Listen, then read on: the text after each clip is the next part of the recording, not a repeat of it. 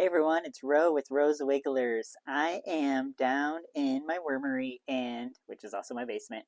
Um, I'm doing my very first round of resetting my breeder bins for my European night crawlers that I got from Missouri Worm Supply. Shout out to Missouri Worm Supply. Those worms were so healthy. And so this is my first time resetting these bins, so I've had them going for about 21 days, and now it's time to sift and remove the worms so that I'm getting the cocoons out of the bins, and I can put the cocoons in a separate bin to hatch so that our breeder worms will continue to reproduce and make us more cocoons. So I've done 2 bins already, and what I've noticed is these worms are amazing. They're making so many incredible cocoons that are really big. In fact, I actually had to change my screen size because my other screen that I usually use for my red wiggler cocoons was actually not letting the cocoons fall through. So now I have a larger size. I think it is, I think it's a 1/4-inch screen. And so what I've got here for my setup is my light. So this is the bin that has my new prepared bedding, as well as some nice, gross, frozen and thawed, halfway rotten pumpkin, and some coffee grounds ready to go for our worms to start their new adventure. And then here I have our sifter that we're going to sift into this one. And then this is the bin that we're pulling from that has all of our current worms and cocoons. So if I pull this back, see those? Look how much bigger these are than red wigglers. It's wild to me. So what I'm going to do is I'm going to set up my camera here as an overhead so you all can see kind of the sifting process and hopefully see all of these cocoons. So give me 1 second. Okay. So sorry for the shakiness. This is like hanging on a thing. But now the camera is pointed down to just above the screen, so you'll be able to see as we sift out the finished bedding, which is basically our worm castings plus our cocoons, and it'll leave behind the chunkier bits plus the big old European night crawlers. So check this out. Get my gloves on. Some days I like gloves, some days I don't. Today's a glove day, apparently. So let me get my cup full of worms and their bedding. Here we go. This is what I'm dumping into here. And then I'm going to sift this. And you can see what's left behind here. Oh, that one does not like it. What's left behind here is just the bigger pieces, some chunks, and then our lovely worm friends. So I'm going to take these out and I'm going to dump them into their new bin. And down in this one, the area that was sifted, get this worm out, you can see, I think you can see, so many cocoons in just this one round. Let me move that out of the way. I've also got some bits of plasticking material. I did get some bedding that came with these worms that was shredded up cardboard that had the shiny coating, which I do not typically use in my bins. So I've been kind of picking that out as I go. But let me see, maybe I'll just lift this bin up a little bit. I don't know. Maybe we can see. So if you look here, look at that. Cocoon.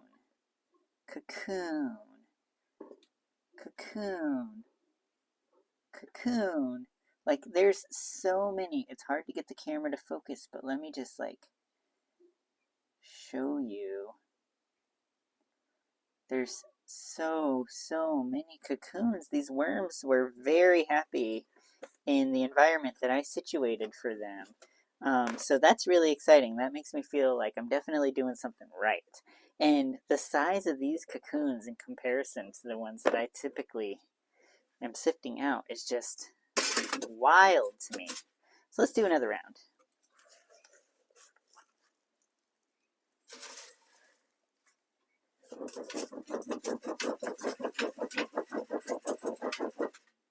I know that's probably not fun to look at on camera exactly.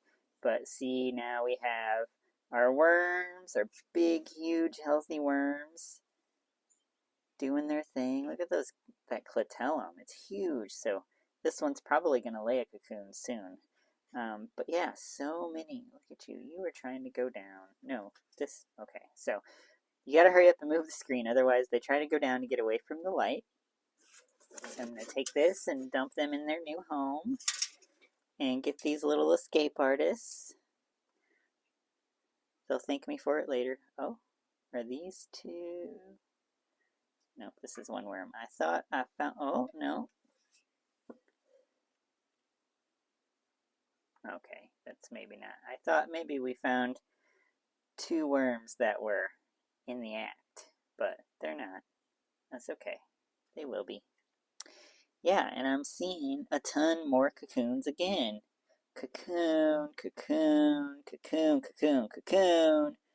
Like, so many. So I wanted to just show you all. Like, this is one of my favorite parts of the process. Like, seeing how many cocoons these worms have made in the past 21 days. And the reason we do it 21 days is because cocoons hatch on a 21-day cycle.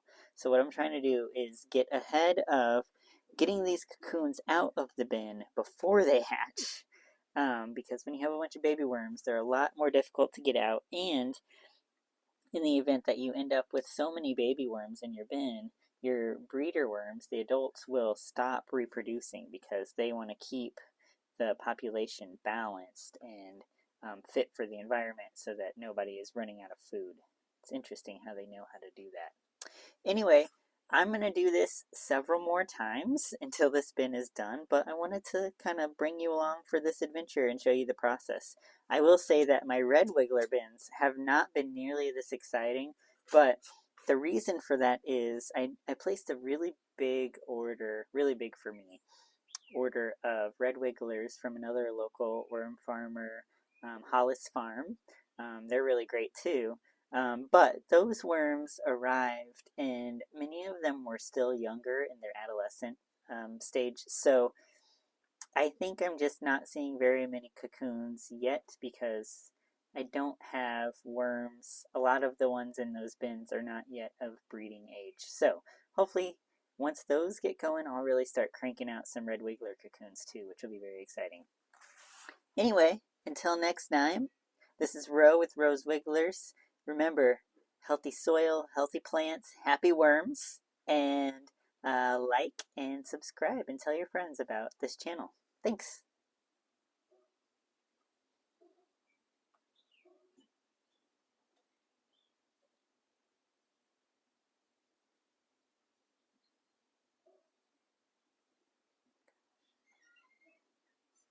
I can never turn this off.